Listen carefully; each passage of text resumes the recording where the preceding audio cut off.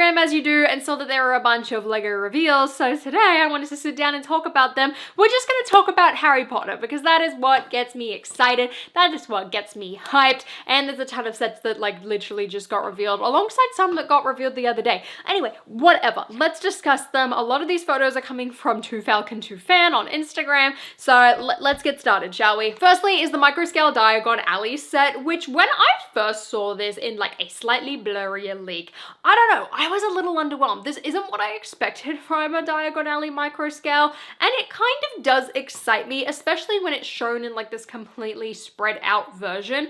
And I don't know though, there's just something about it that kind of underwhelms me. I'm not surprised that they've made one. The way that they've been able to flesh out the street and also how the buildings reflect the like larger counterparts is really, really fun. I love that they included the night bus. It's just a shame when I think about it that this is the first version of the Leaky Cauldron we've gotten and like a couple other iconic locations.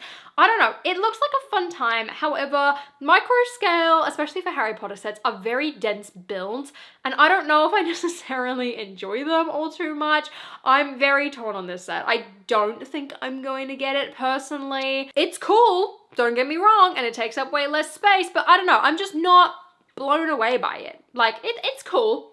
That's about it. Moving on, and we have the Charms class, which is a tiny little 8+ set, and it looks like it's one that's going to slot into sections of Hogwarts. Like, this one specifically looks like it will fit in that really tiny middle section inside the Great Hall. Otherwise, the classroom to me looks very bare. I like a lot of the sticker detailing, and the new Professor Flitwick looks really cute, but I'm not excited by this. I feel like the Charms classroom is a really hard one to actually do in LEGO scale. Like, I love how they've done the flying feather, but other than that, like, I feel like there's not a lot inside here. Like, it just looks like a flat wall to me with a couple of minifigures, and you know, this set's not exactly going to be expensive. It's really, really tiny, but again, it's just not one that necessarily wows me or gets me super hyped. It looks very different to what I expected it to look like. I don't know what I was expecting. I think it was kind of like a more potion style thing, but anyway, again, I might skip this one. Like, it just doesn't necessarily wow me. That being said though, I probably should get it to kind of complete my Hogwarts collection. Another small set, but this one's a little bit more exciting, is the Dueling Club, and the one thing that really gets me excited is the brand new Lockhart.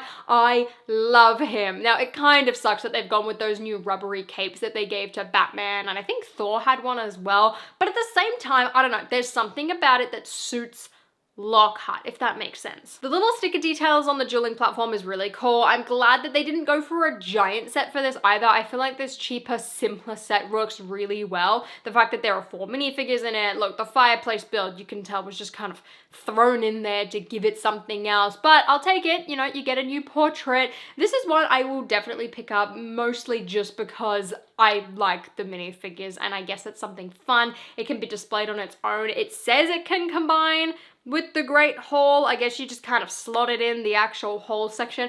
I don't plan on doing that, but I'm just glad that it's something different that we haven't gotten in a very, very long time. I think the last time they probably depicted this set was like 2002.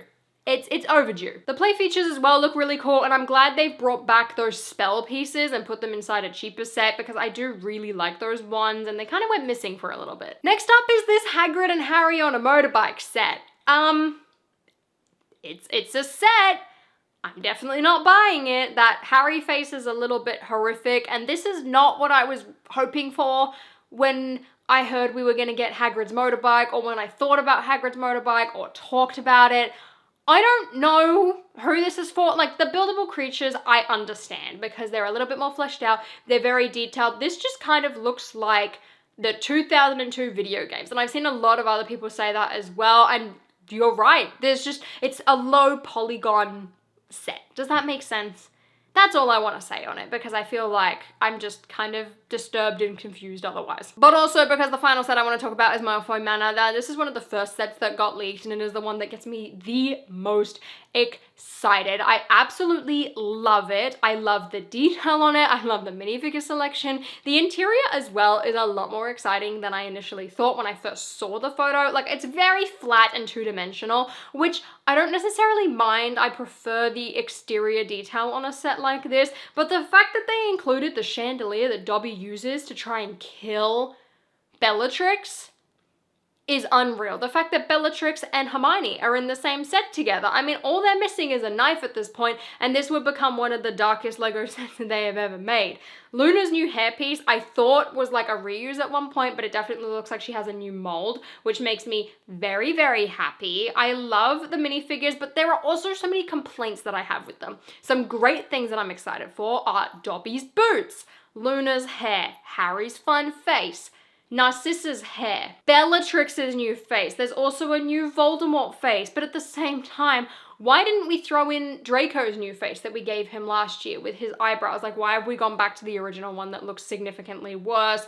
I feel like Narcissa's is a little bit of a repaint. Bellatrix technically has leg printing, but this is not what we meant by this. You're just throwing those like coattail pieces on her just for the sake of it. I don't know. Some compromises clearly had to be made in this set, and I'm not entirely sure that I'm sold on all of them. But overall, I'm very excited for this set, and I will definitely be buying 2 of them because I want to try and make it a little bit more grand and exciting. But those are all of the current Harry Potter leaks. It's not the most exciting or overwhelming type of wave. I'm also very glad that they've moved the date back till January, because I feel like in March and then having them in June, it was just a little too close together for me. Like, I like it being a little bit more spread out. There are some really fun gems in here, but a lot of the stuff I feel like is just a little bit more simple than I have come to expect from Harry Potter. Like, Harry Potter has set such a high standard for themselves that I'm kind of a little bit let down in some ways, but I'm still very excited. There's a lot that I probably will skip on though overall. Like, I don't think I'm gonna buy everything from this wave like I have done in the past, but most importantly, let me know what you think about them in the comments below. I just wanted to talk about it and discuss it and show you. That's all this little video is. Anyway, hope you have a great day. Enjoy Black Friday shopping, and until next time, I'll see you later.